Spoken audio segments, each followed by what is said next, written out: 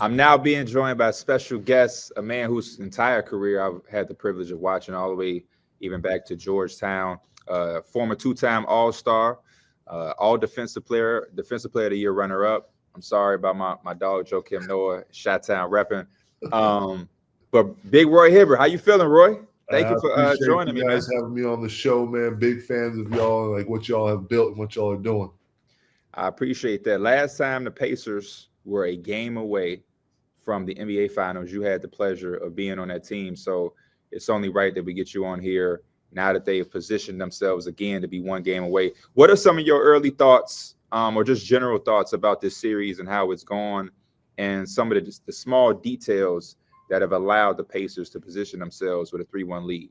So I'll say this. First of all, this Pacer team really plays well together. I don't sense a selfish person on the team whatsoever. And the thing that they do the best is play with pace. You know, it's different from when I played because we primarily focused on defense and had a little bit of a slower pace. And you know, somebody scored on us in the heart of our defense, got a dunk in half court, we would feel pretty like upset at ourselves. This team, you can get a layup, and then before you even know it, Halliburton is inbounding it up the court, and they're scoring within like 1 or 2 ticks of the clock and everything like that. It's exciting brand of basketball. They get up and down. They play with pace. I mean, their first unit is great. Their second unit, they have guys like Ben Mathurin, who had a great game last night, 20 points off the bench in 12 minutes. He was aggressive. TJ McConnell puts a lot of pressure on Jalen Brunson, got him in foul trouble 2 games in a row, 2 games ago. So it was definitely like the Pacers play with a definitely sense of speed. And then that New York Knicks team, man, they're a dangerous team because they have Cat and they have Mitchell Robinson, or 2 big 7-footers who can like take up some space, offensive rebound. But Jalen Brunson to me is one of the best guards able to score in the fourth quarter, miss a fourth quarter clutch. But sometimes I feel like he may hold on to the ball a little bit too much. Yeah, I agree. I'm a Knicks fan, by the way. So this has been a tough series for me to watch.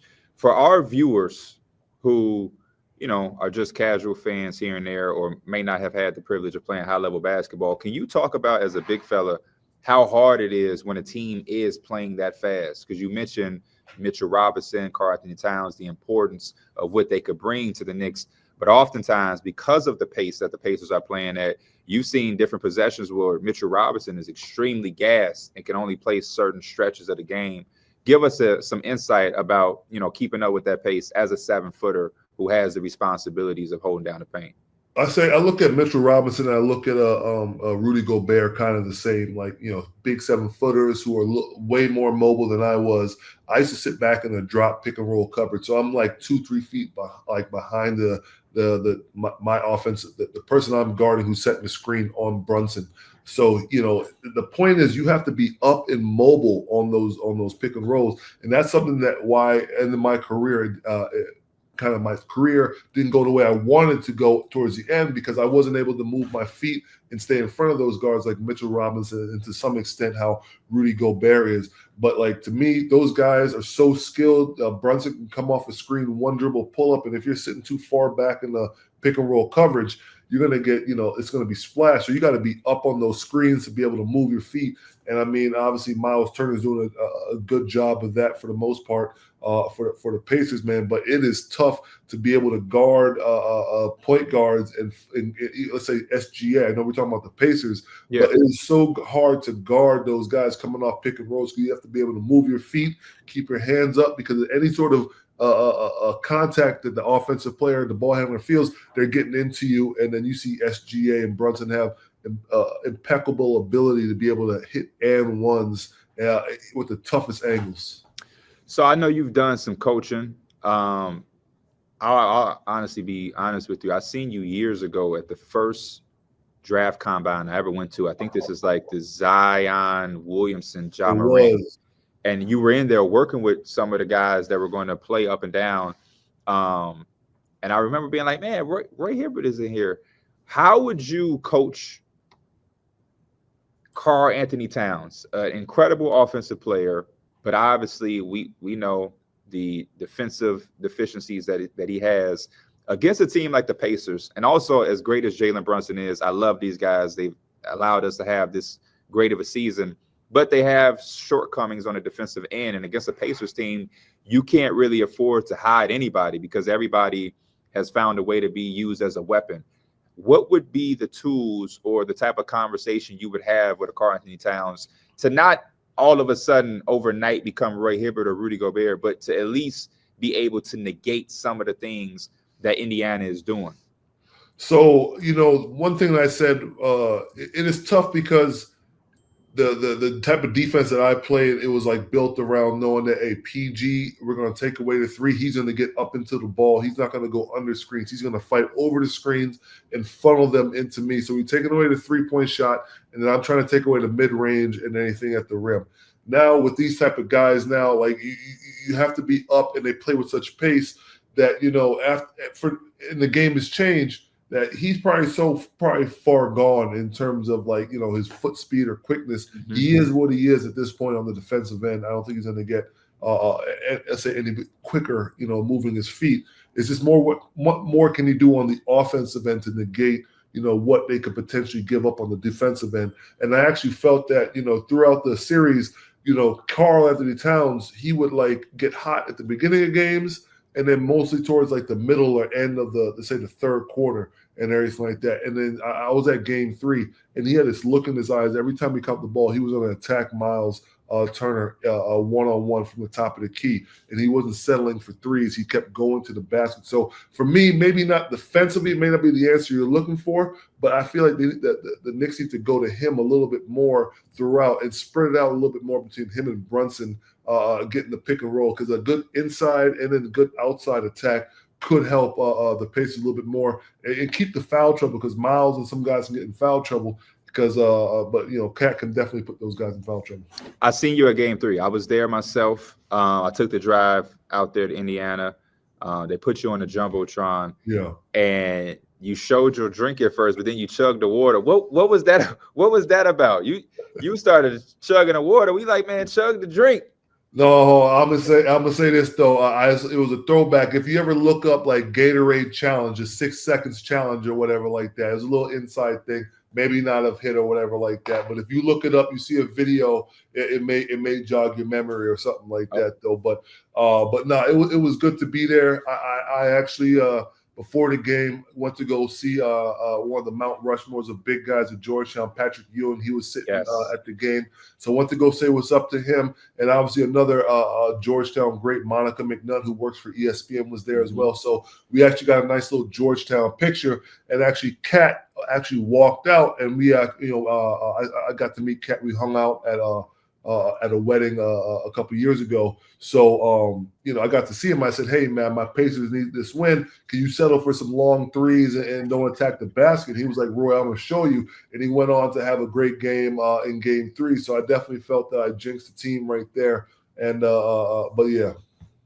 As a former Pacer who, like I said earlier, has been in this position one game away from the NBA Finals, unfortunately, y'all didn't have the luxury of playing this Knicks team. Y'all was playing the Big 3 Heat, one of the toughest teams to, be able to leapfrog.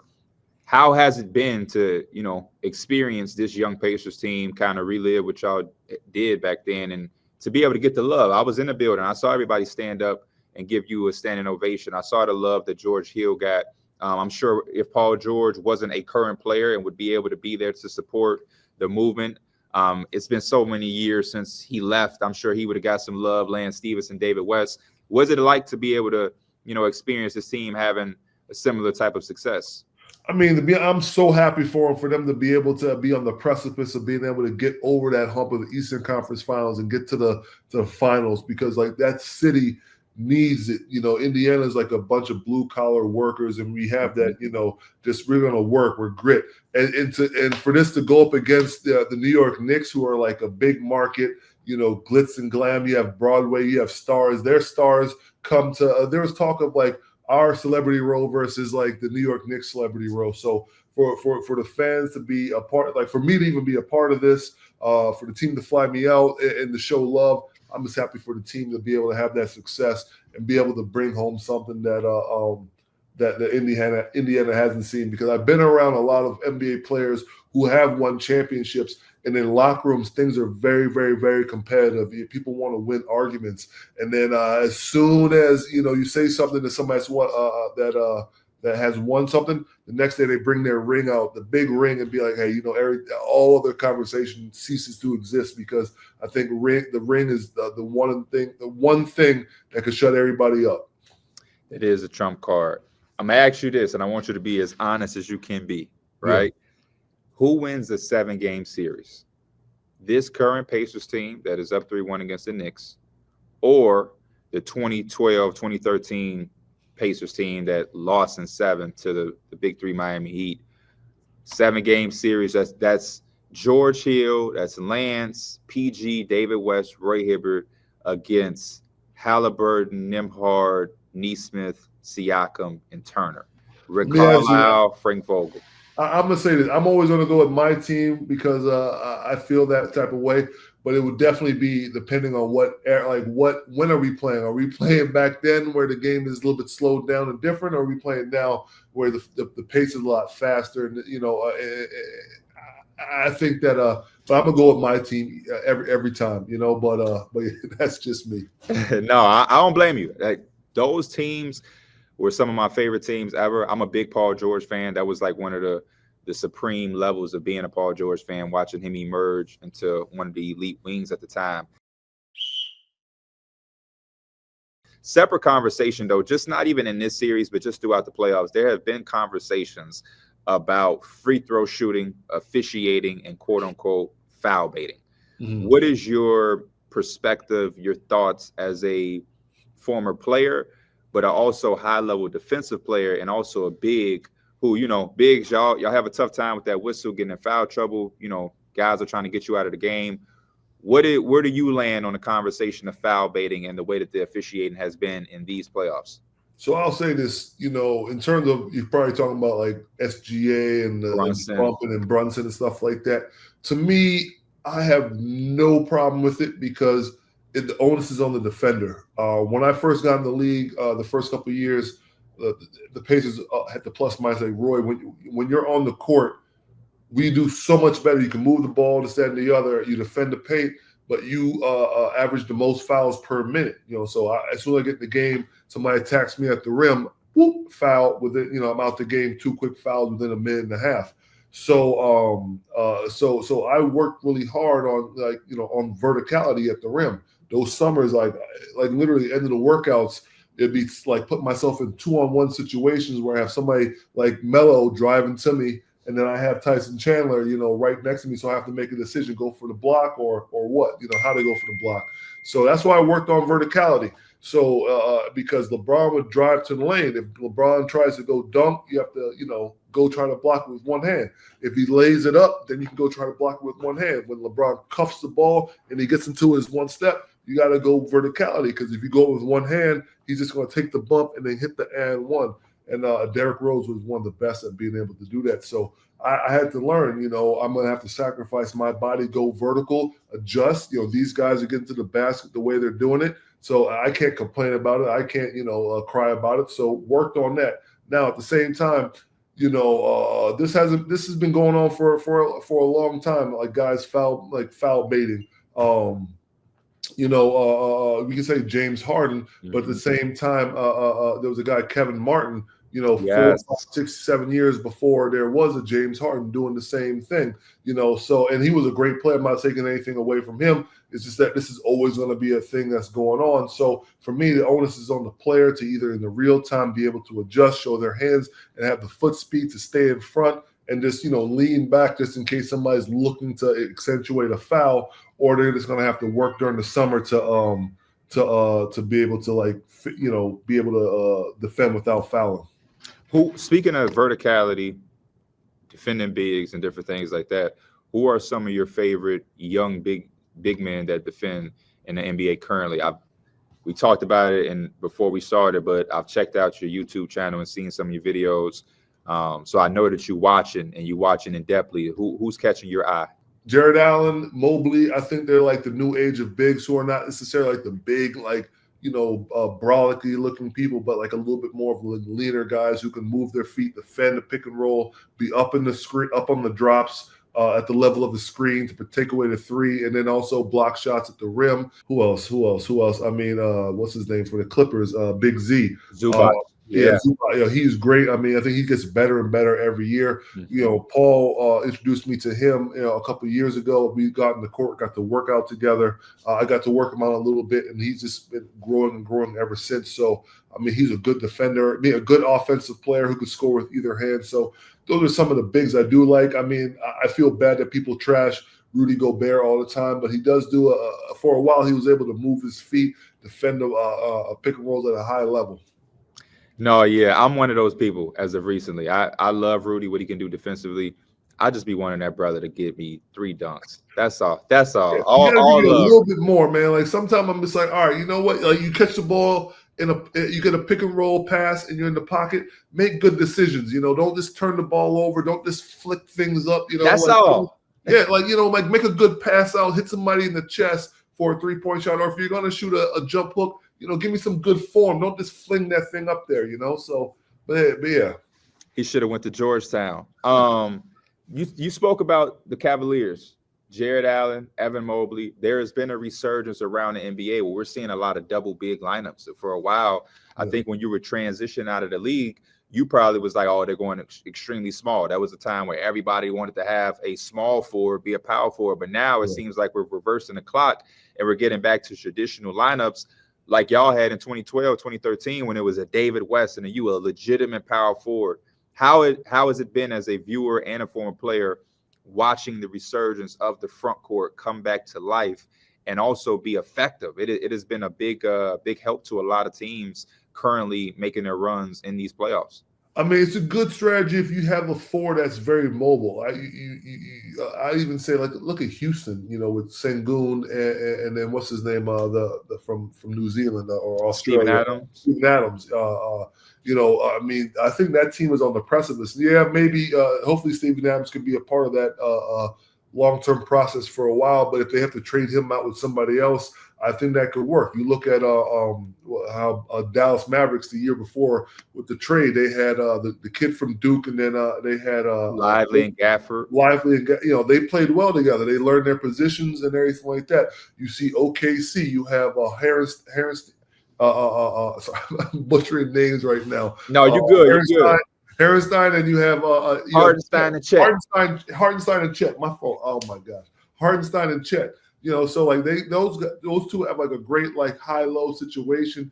Hartenstein has that nice little push shot from the free throw line extended, and then he'll also throw lobs to Chet. Chet is able to get on the 3-point line. He's feeling really comfortable knowing when to hit the three or when to drive and then spin and dunk or look for Hartenstein on the baseline for a high-low as well. So I feel like there is a resurgence, but as long as that 4-man is mobile and can hit that three and then be able to move the ball, I think 2 7-footers on the court could be a future. I saw you, obviously, like I said, those years ago at the Combine doing, drills and things with the young people or young players coming in, young prospects. Have you been eyeing anybody in this draft? And if so, who are some names, especially some big fellas, that you would put my viewers on notice of?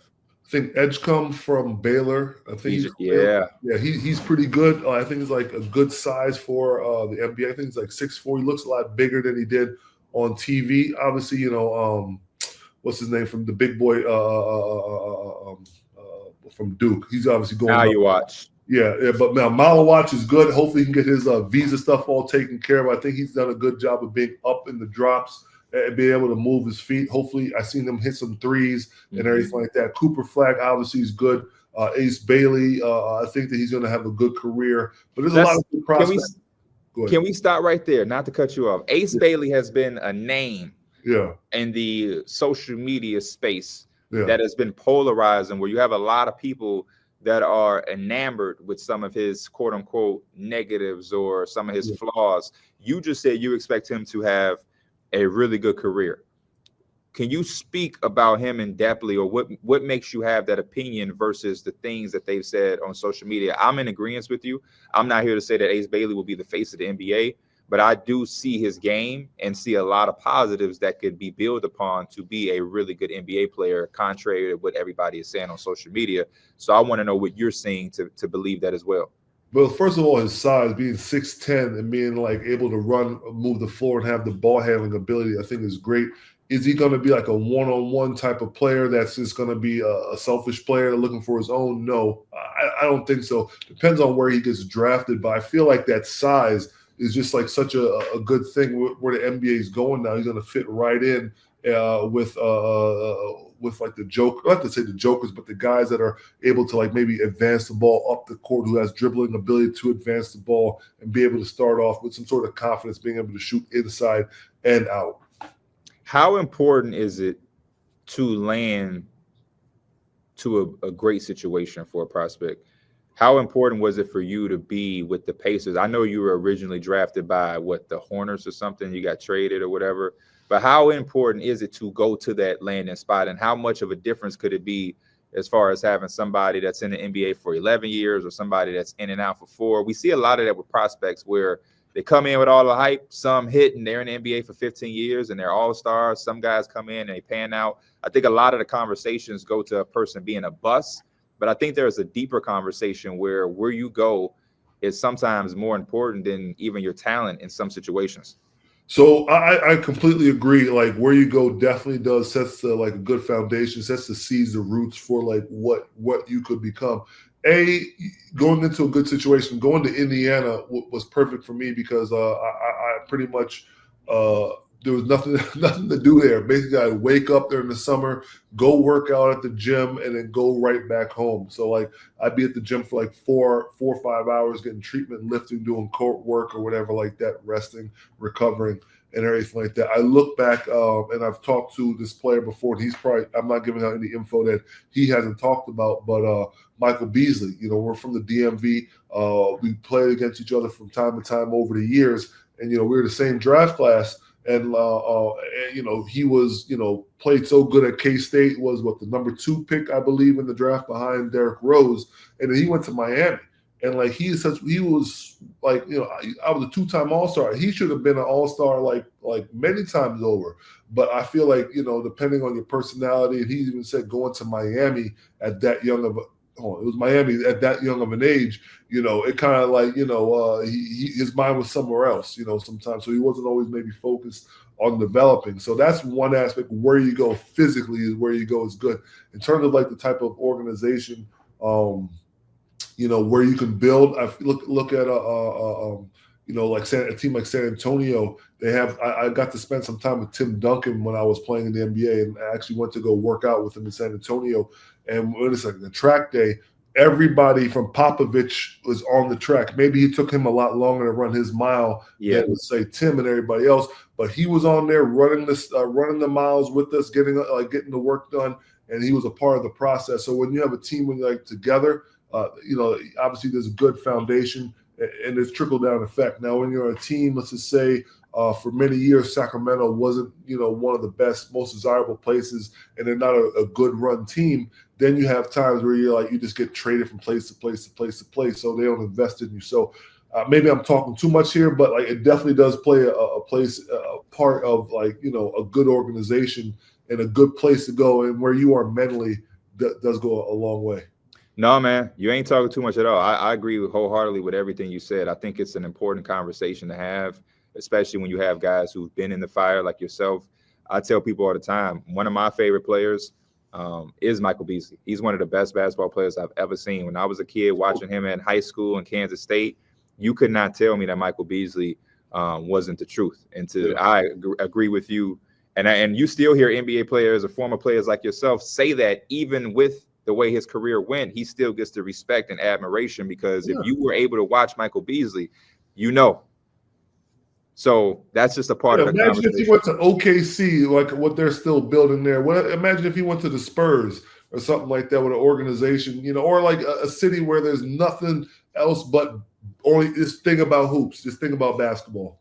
That's why I tell people all the time, it's no coincidence that his best statistical season was in Minnesota. That 1 year he played with the Timberwolves, he flat out was balling because, like you said, Indianapolis is not really much to do in Minnesota either.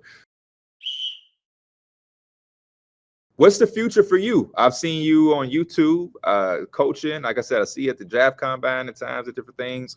Obviously, every time I see you with a microphone in front of you and you're speaking basketball, you obviously know your stuff, which I think your resume speaks for itself. Those Pacers teams, and even before your Pacer days, playing for Georgetown and the Princeton offense, people don't know how complicated that is. That's sophisticated basketball. So you know your stuff and whatnot. What do you have plans on in the next chapter?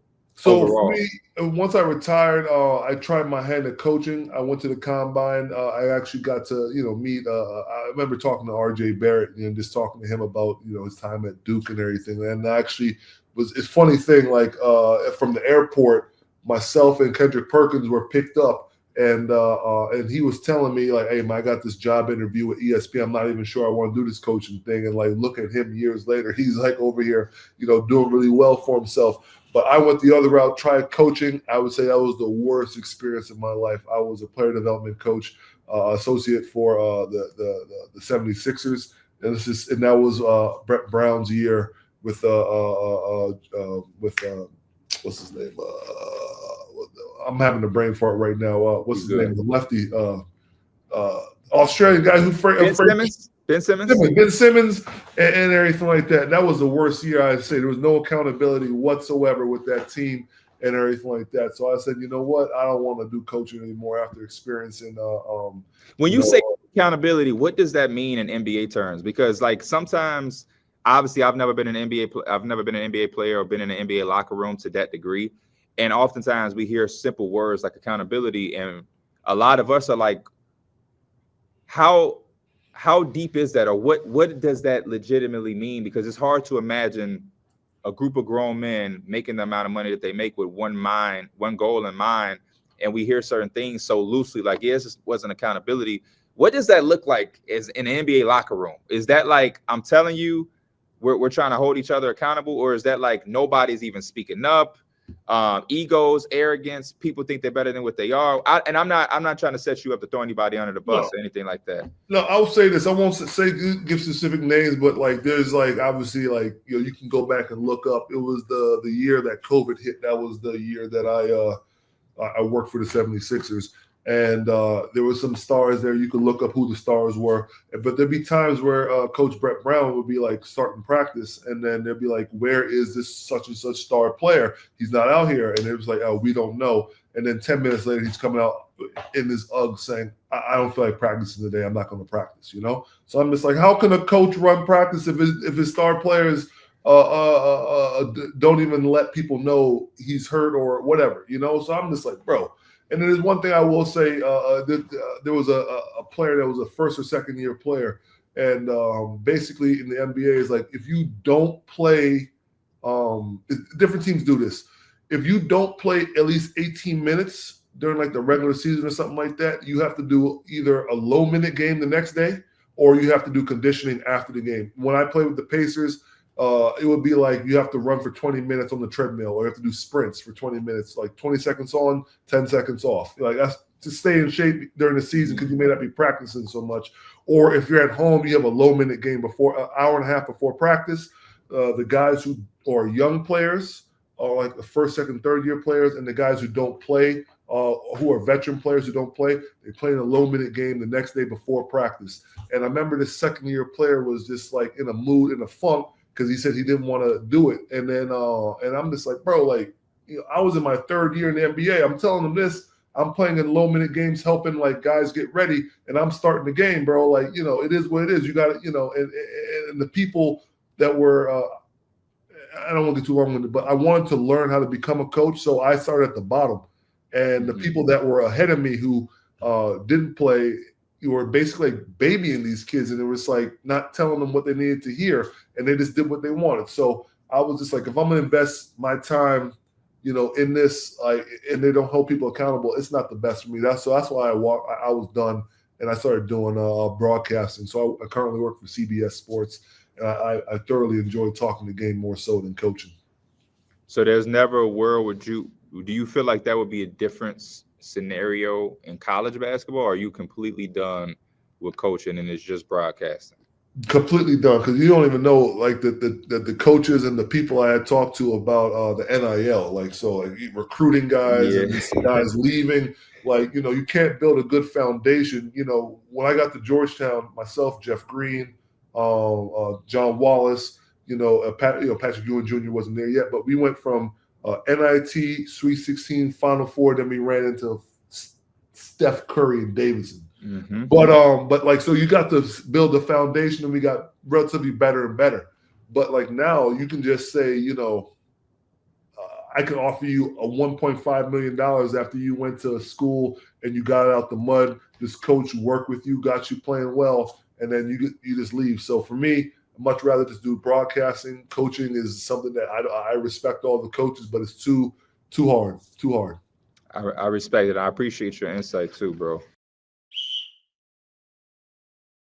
Like I told you at the beginning of the show, I watched those Pacers teams that you were on real hard, a lot of times, because I was a Paul George fanatic and still am. I'm still, shout out to my guy PG. It's tough, but I'm still rocking with my dog, even when the internet and everybody trying to count him out. I need a Paul George story if you got one, man. I'm just very curious.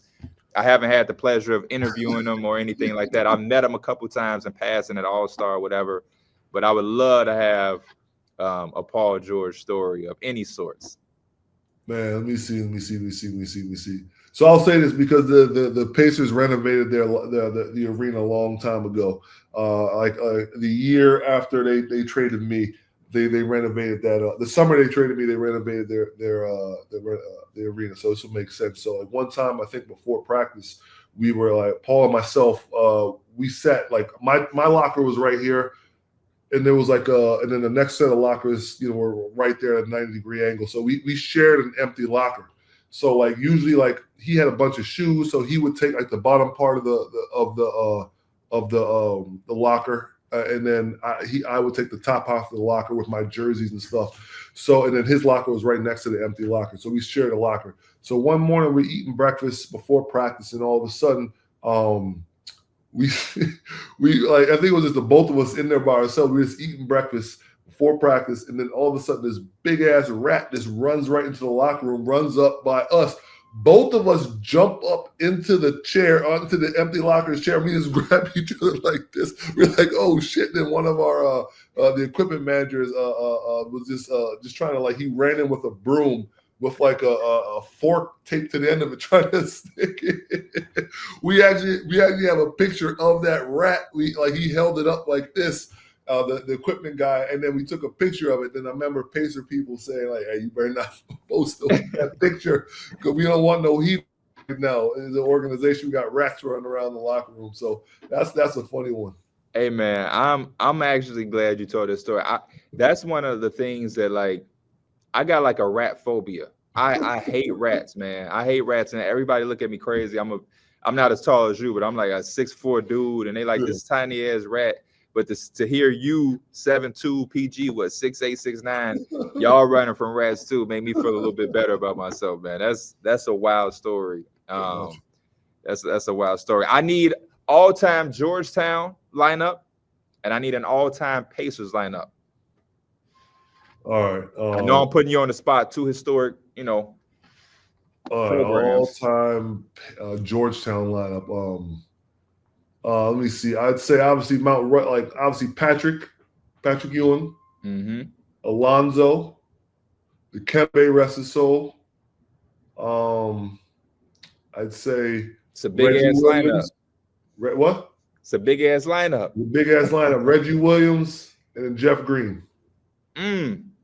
So y'all ain't even got a point. No AI? Shit. Allen Iverson. Oh shit, no. Allen Iverson and Jeff Green. Allen Iverson and Jeff Green. Sorry, my fault. AI. My fault. AI. My fault. Shout out to AI. And then all-time Pacers lineup. So I got Jermaine. Oh, okay. And then obviously Reggie. Let me see who else.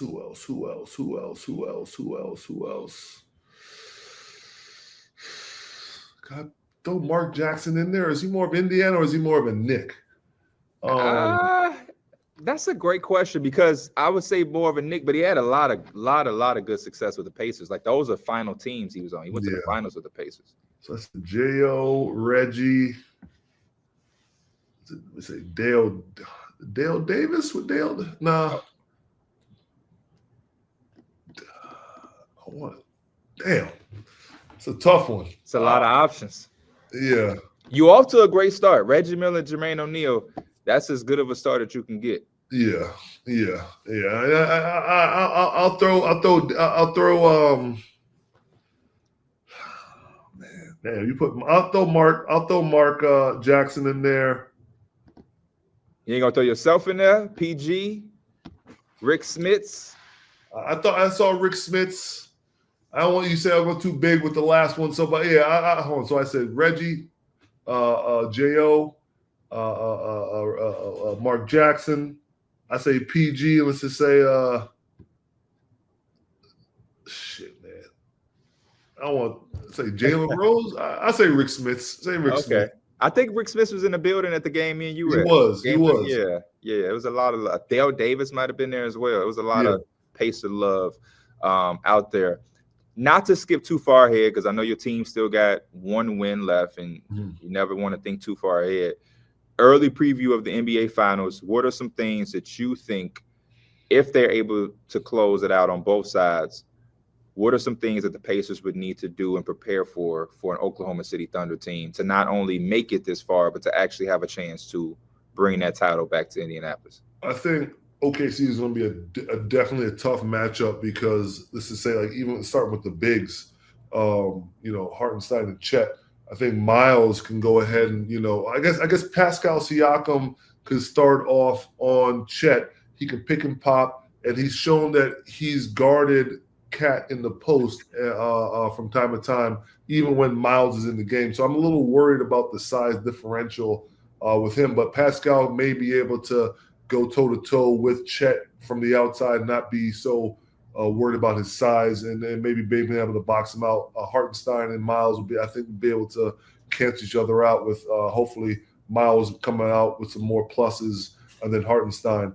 But they haven't seen before with a point guard being able to get downhill and attack the paint and then look for fouls and be able to hit and ones. Obviously Brunson and SGA are very similar, and I think that the X factor for the Pacers is going to have to be Mathurin and Nesmith, how they're going to match up and bring that same energy as Jalen Williams, because J-Dub's been able to be out and play passing lanes, get steals, and be able to get out and transition and be able to convert for offensive, fast break points. So it's going to be a fast-paced game, and I have a feeling that it's going to come down to Nesmith and Mathurin and how they're going to guard, let's say, Jalen Williams and Lou Dort in terms of stopping them from the three-point line as well.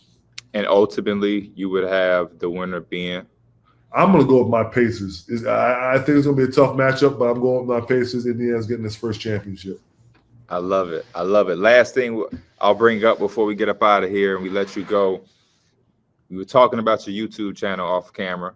Yeah. You were using words like had, has, kind of past tense words of saying, you're done. And I'm here to say, listen, man, I watched some of your content. I don't think you should end it, man. You got too much insight, too much knowledge. The YouTube algorithm and the different little things, it can get tricky, but I don't think it's anything that you can't be able to figure out to eventually break through. But there's a lot of important information. The video, I watched you to give a video on how to guard a pick and roll. Yeah. And I was like, wow, this is a lot of good shit in here.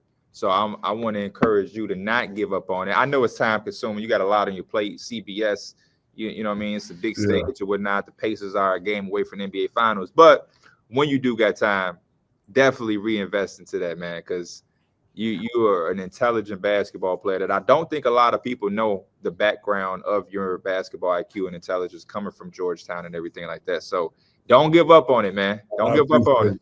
Thank you, man. I appreciate it. I'm gonna work on it. Maybe I may try to do instead of putting out content all the time, I may do evergreens where I do a season in review for the Washington Wizards or something like that, and go through certain things. So maybe that could be something. But I appreciate the love though.